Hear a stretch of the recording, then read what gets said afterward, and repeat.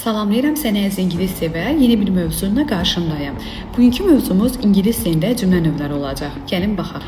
There are 4 types of sentences in English. They include declarative, interrogative, exclamatory and imperative sentences. İngilis dilində 4 cümlə növü var. Bunlar nəqli, sual, nida və əmr cümlələridir. Gəlin ayrı-ayrılıqda bunlara nəzər yetirək. First, declarative sentence is used to make a statement which tells us to do something. It normally ends with a full stop. İlk əvvəla nəqli cümlə, hansı ki bunlar nöqtə ilə bitən sadə cümlələrdir. Məsələn, we watched a funny movie. I love studying English. The second, interrogative sentence asks a questions, they want information and it normally ends with a question mark. Interrogative questions sual cümlələrdir. Məsələn, why did you leave the party?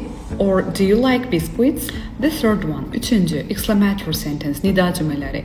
They express strong feeling, emotion. And it usually ends with exclamation mark. Bunlar nida cümlələri, həyəcan və emosiya bildirən cümlələrdir və daha çox nida işarəsi ilə bitir. They begin with how and what. Onlar daha çox what və how sözlərini köməkliklə yaranır. What a terrible idea or how amazing the movie was. The last one, imperative sentence. It gives a command, they tell us to do something. They usually end with a full stop or exclamation mark. Bunlar əmr cümləsidir və daha çox nöqtə və ya nida işarəsi ilə bitir. Məsələn, you must stop now. Do it for yourself.